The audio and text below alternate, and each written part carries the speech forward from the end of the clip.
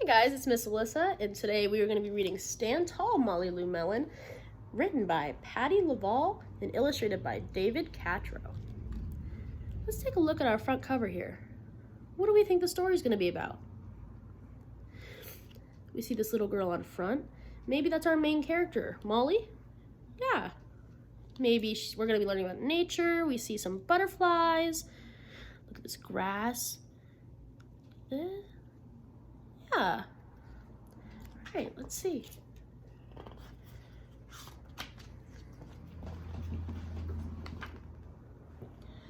Molly Lou Melon stood just taller than her dog and was the shortest girl in the first grade.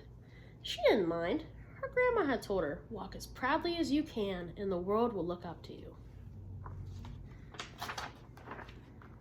So she did. Molly Lou Melon had buck teeth that stuck out so far she could stack pennies on them. She didn't mind. Her grandma had told her, "Smile big and the world will smile right alongside you." And so she did. Let's take a break here. So what do we think her grandma means to her? Yeah, I think she means a great big deal, right? Because anything that she says, Molly believes, right? Right. She's teaching her to believe in herself. Molly Lou Melon had a voice that sounded like a bullfrog being squeezed by a boa constrictor. She didn't mind. Her grandma told her, "Sing out clear and strong and the world will cry tears of joy." And so she did. Molly Lou Melon was often fumble-fingered. She didn't mind. Her grandma had told her, "Believe in yourself and the world will believe in you too." So let's think about fumble-fingered. Let's look at our pictures. What do we think that means? Yeah, it looks like a mess, right? It looks like maybe she dropped some stuff. Right. So let's take a step back and let's think about some sports. I'm sure we have a lot of sports players, right? Right. So in football, let's think about when a player fumbles a football. What does that mean?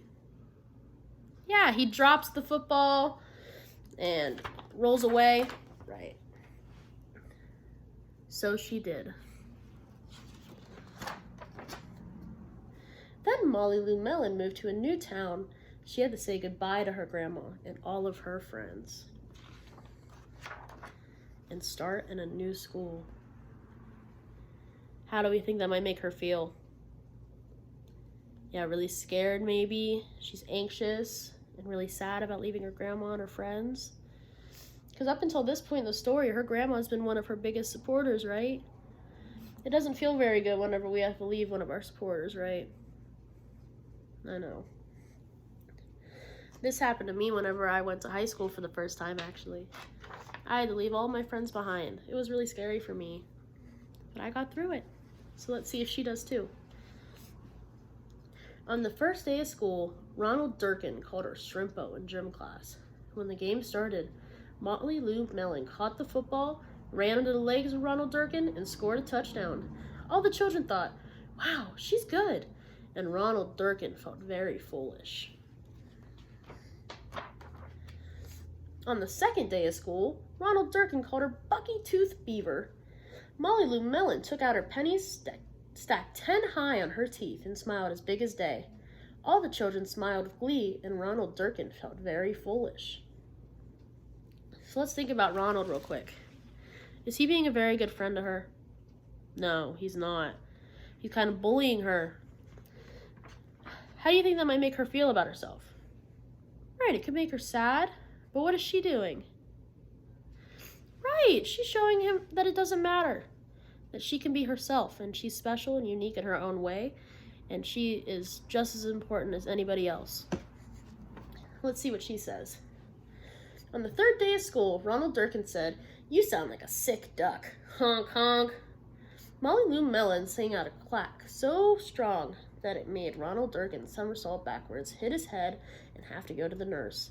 All the children cried with joy to be free of Ronald Durkin for the rest of the afternoon, and Ronald Durkin felt very foolish. So you see, all of the children were happy to be rid of him. So maybe he's not very nice to anybody, right? On the fourth day of school, Ronald Durkin said that she's made the snowflake all wrong. But Molly Lou Melon opened up her paper and revealed the most beautiful snowflake of all. All the children oohed and awed, even Ronald.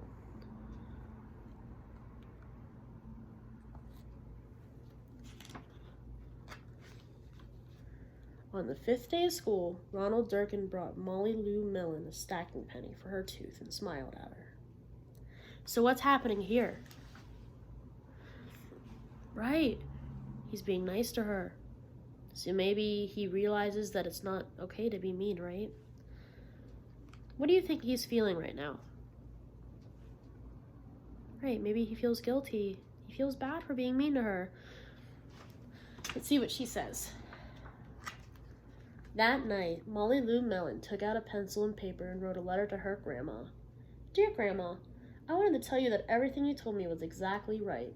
Love, Molly Lou Melon. So what does she learn? Right, her grandma was right all along. It's okay to be herself, and she doesn't have to prove herself to anybody because she's just as special and unique as everybody else.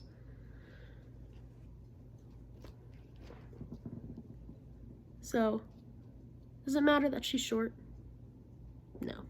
Did it matter that her teeth were buck? No. Just because of her appearance and some of the weird things she might do, it doesn't make her any different from anybody else. It makes her you, herself. All right, guys. I will see you next week. Have a great day.